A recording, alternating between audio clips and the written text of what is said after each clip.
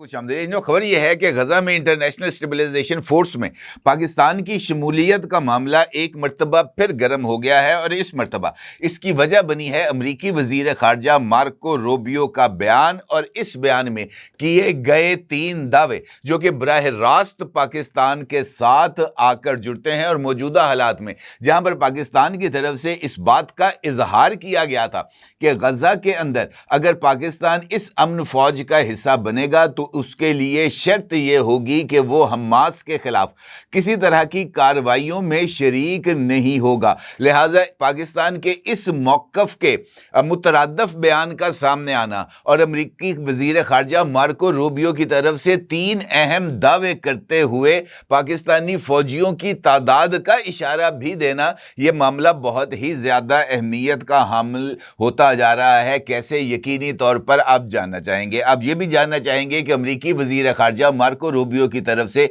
पाकिस्तान के हवाले से किए जाने वाले वो 3 दावे कौन से हैं और मार्को रूबियो का बयान किस तरह मौजूदा सूरत हाल में अहमियत का हामिल है, जब पाकिस्तान के army chief field marshal Syed Asim Munir के एक मरतबा फिर अमरीकी विजिट की खबरें भी सामने आ रही हैं, अगरचे दफ्तर खारजा की तरफ से इस हवाले से कोई वाज़ेह जवाब सामने नहीं आया। इस सारी सूरत हाल पर आपके साथ बात करते हैं, इन तमाम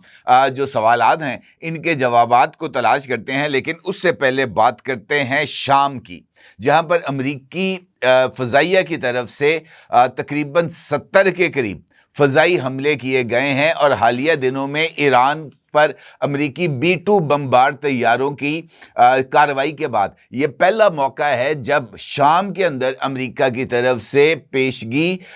इतला के साथ ये जो फ़ज़ाई कार्रवाई की गई है। अमरीका में हुकाम के मुताबिक अमरीकी फ़ौज ने जुमे को शाम में दाइश के दर्जनों ठिकानों पर बड़े पैमाने पर फ़ज़ाई हमले किए हैं। ये हमले अमरीकी एहलकारों पर होने वाले एक हमले के रद्द अमल में किए गए हैं। हालिया महीनों में अमरीकी क़यादत में कायम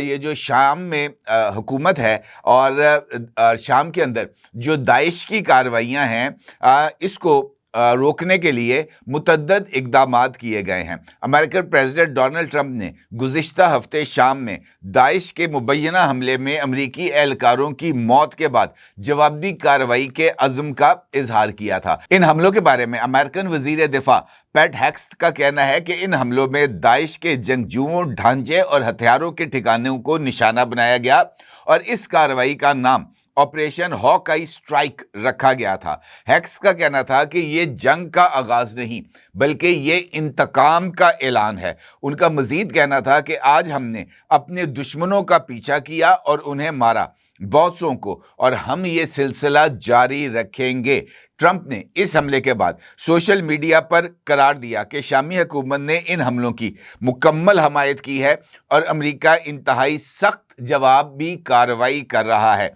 अमेरिकन सेंट्रल कमांड का कहना है कि इन हमलों में वस्ती शाम में 70 से ज़ायद अहदाफ को निशाना बनाया गया और यह भी कहा गया कि इस कार्रवाई में उर्दन के लड़ाका तैयारों ने भी मदद फराहम की है। एक अमरीकी एहलकार के मुताबिक ये हमले अमरीकी F-15 और A-10 तैयारों, अपाची हेलीकॉप्टर्स और हाई मार्स रॉकेट सिस्टम के जरिए किए गए हैं। शामी वजारत खारजा के बयान के मुताबिक शाम ने दाइश के खिलाफ लड़ाई के पुख्ता अज़्म का अदा किया है और इस बात पर जोर दिया है कि शामी सरजमीन पर इस ग्रुप के लिए कोई महफूज पनाहगाह मौजूद नहीं रहेगी। और इसके साथ साथ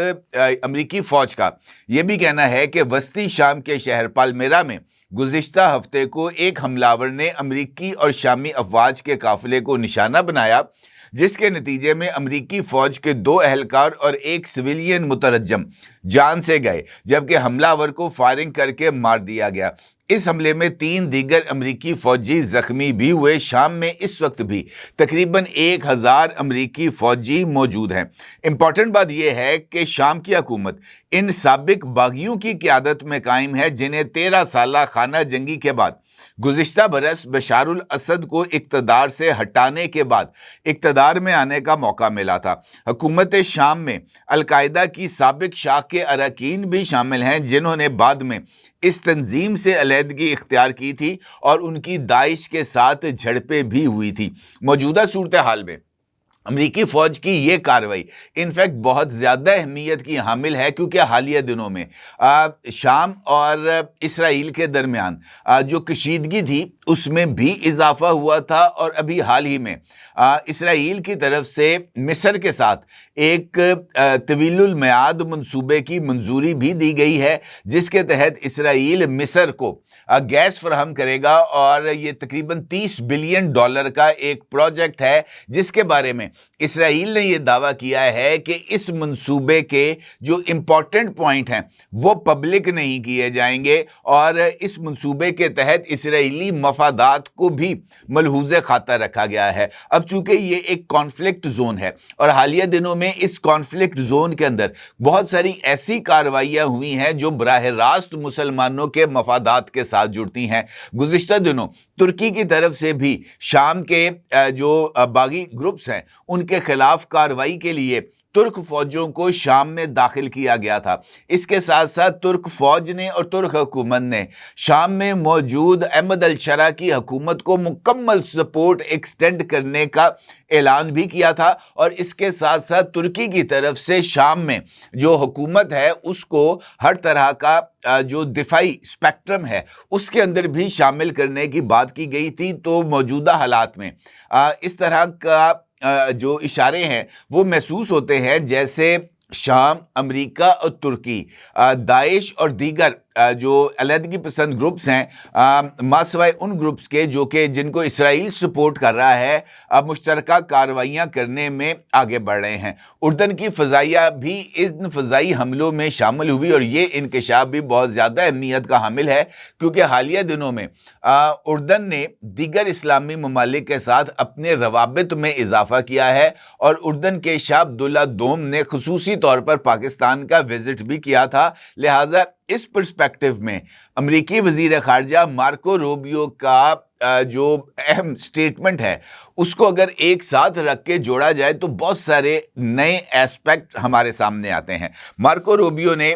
گزشتہ روز ایک پریس بریفنگ میں حصہ لیا، اور اس پریس بریفنگ میں مارکو روبیو سے غزہ میں یہ جو انٹرنیشنل اسٹیبلائزیشن فورس ہے اس کے حوالے سے بات کی گئی، اور رپورٹر نے بطور خاص پاکستان کا ذکر کرتے ہوئے امریکی وزیر خارجہ مارکو روبیو کی توجہ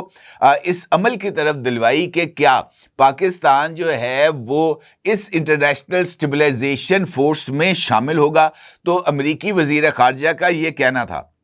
کہ پاکستان سمیت بعض ممالک نے غزہ میں امن و امان کے قیام کے لیے فوجی دستے بھیجنے سے متعلق سوالات اٹھائے ہیں، اور فوجی دستے تعینات کرنے پر غور کرنے کی پیشکش بھی کی ہے، جس پر امریکہ بہت شکر گزار ہے۔ البتہ ابھی تک کسی ملک سے فوجی کنٹریبیوشن کی حتمی یقین دہانی نہیں کرائی گئی۔